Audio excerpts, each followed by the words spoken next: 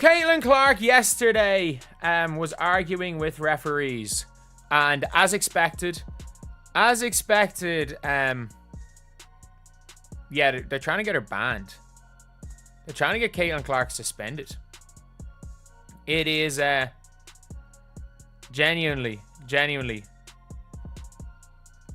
trying to get her suspended. Rival fans are out here acting wild, calling for Caitlin Clark to be suspended just for talking to refs while she's hurt.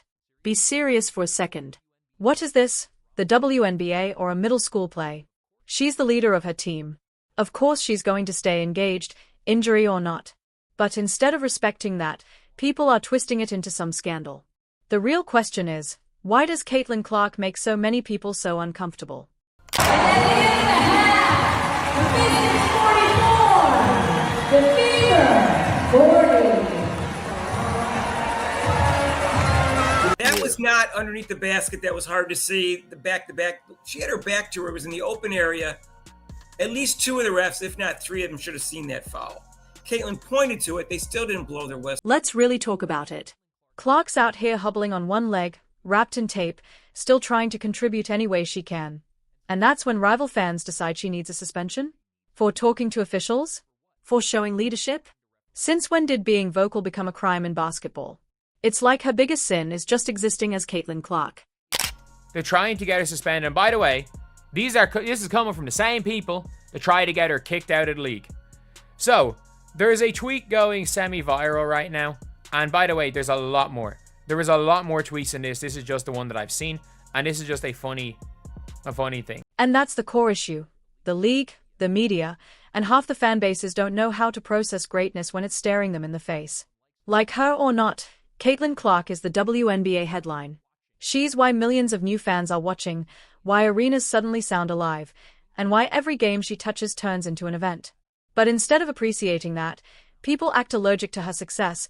They'd rather tear her down for doing what captains do. Weeks, but more importantly, do you guys love the WNBA or do you just love Caitlin Clark? We're going to take a deep dive on that because when she got hurt, I was like, well, that's part of sports. She's an athlete. She's going to get hurt. Oh, but the sky started to fall when Caitlin Clark got hurt. Think about how wild that is. Nobody ever told LeBron James to sit quietly on the bench while injured. Diana Taurasi never got scolded for talking to refs every other possession.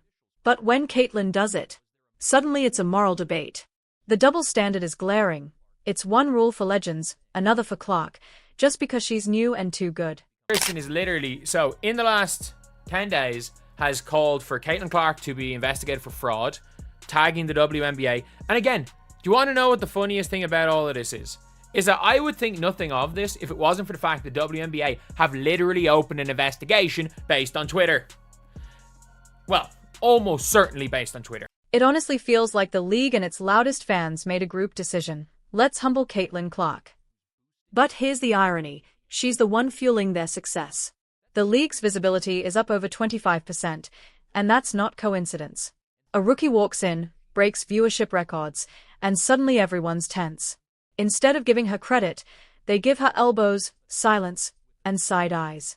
Why is she the only one who has to be perfect just to be respected? Caitlin Clark is driving the WNBA insane. It's to the point that she may need to step away from the WNBA, have a billionaire come in that has the money to prove a point, and say, Caitlin, I'll pay you $50 million just to see if the WNBA can make it without you. Let's go create a complete different league and expose the hell out of the WNBA. At this point, it's like the WNBA turned into a weekly game show. Who wants to humble Caitlin Clark? The prize? A few viral tweets and a short-lived headline. None of this is about fairness. It's about fear. The league's nervous. Other players are pressed. Fans can't stop watching her, even when they claim they hate her. Clark isn't just hooping, she's shifting the culture, and that kind of spotlight makes people uneasy. Suddenly, confidence is arrogance. Leadership is attitude. Talking to refs? Diva behavior. It's nonsense, plain and simple. Is it okay to come on the floor and argue the ref? I can guarantee you the commissioner will think nothing is wrong since it's Clark. And in the last week, that same person has tweeted this. And she was the original person that made the viral tweet. With 1.7 million views. saying you need to take a closer look at why Clark was pressuring her coach to be let back in the game when they were up over 20 points. It resulted in Dave Portnoy placing a bet. It resulted from... And the WNBA itself? It's dropping the ball big time. If this league had any instinct for protecting its own future, they'd be guarding Clark like a national treasure. Extra security, real officiating, actual protection, something. Instead, she's getting body-checked, blindsided, shoved to the floor, and somehow she's the one officials single out.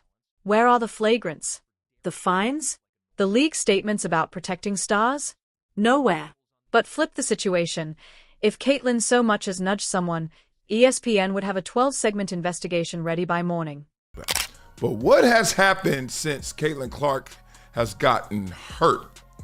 Now, it's pretty tough to talk about the viewership because she just got hurt, so the TV ratings haven't come all the way in. But there are some indicators out there, such as there were ticket prices for the next Fever versus Sky matchup. And guess what? They dropped by 71% right after the news of her injury. And then they're talking about the growth of the WNBA, how it's supposed to be unprecedented this year.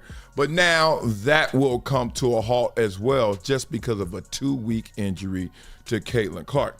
Okay, so I've been on here on record saying that it's all about Caitlin Clark for me. And every time I say that, I know the resistance, I know the forces in the headwind against me. You may feel the same way. I hate this world where you just can't say it. So let's ask the real question. Is this really how the WNBA plans to grow? By turning its biggest asset into a punching bag? Because right now, it looks less like competition and more like jealousy on parade. The message being sent is crystal clear. Caitlin Clark is a threat, and instead of embracing that, the system's trying to knock her down a peg. How long can that go on before it backfires? How many more cheap shots before someone steps up and says, enough? We know what she brings to the table. But people wanted to hate because why? You had a bunch of players in this league that watched this young white girl come along and take the league by storm. And they resented it because they saw the marketing prowess that she had. They ignored the fact that you got chartered flights because of this girl. They ignored the fact that ratings were going through the roof because of this girl. Instead, they resented it because they said, yo, we were doing stuff long before Caitlin Clark got here. And y'all wasn't paying attention then. But now the young white girl comes along and y'all want to sit up there and shower all of this praise and all of this attention that was earned before she ever came along. The resentment is understandable, but it's not about Caitlin Clark. It's about what she represents. My point is, grow up. Who cares? If you're Magic and Bird, that didn't stop Jordan from coming along and doing what he did. And let's not lose sight of what started this so-called scandal. Caitlin Clark, injured, had a few words with refs. That's it. That's the entire story. But social media blew it up like she committed a felony. The same fans who scream her name when she drops 30 are the ones leading the outrage online. It's not logic, it's obsession disguised as criticism. Suspend her for talking? Please. That's not discipline. That's desperation. WNBA, they're having troubles with tickets now because I think Caitlin Clark is out for what? How many weeks is she out? She's rolled out for the June 7th game. That's when she was supposed to meet up with Angel Reese again. And Chicago Sky, and there's a massive drop in ticket sales. This is after the take foul that she had on Reese and ended with a shove, and she got a flagrant foul, and they gave Reese and the other chick a foul. And I don't know, I guess she has a left quad strain, and she's gonna miss at least 4 games, is what they're saying. Yeah, okay. And the fourth and final of those games is the game against Sky. And so they said after her injury was announced, so check this out. The game on June 7th, the tickets were originally $86. Same seats now. But zoom out. This isn't just about one player. It's about how women in sports get policed for being confident, loud, or unapologetically great. And when that woman happens to be young, white-hot popular, and carrying a league on her back, the microscope becomes unbearable. Every gesture becomes a headline. Every word gets spun. Meanwhile, where's the league office? Silent. No consistency. No defense. Just letting their biggest moneymaker get treated like a villain. Let me be clear about this. If Caitlin Clark were not in the WNBA, we would not be talking about the WNBA. She is the only ticket draw in the WNBA. A large percentage of all tickets sold in the WNBA are so people can watch Caitlin Clark play basketball. And that's the most revealing part. Caitlin Clark has done everything right. No drama, no fights, no scandals. Just production, poise, and professionalism.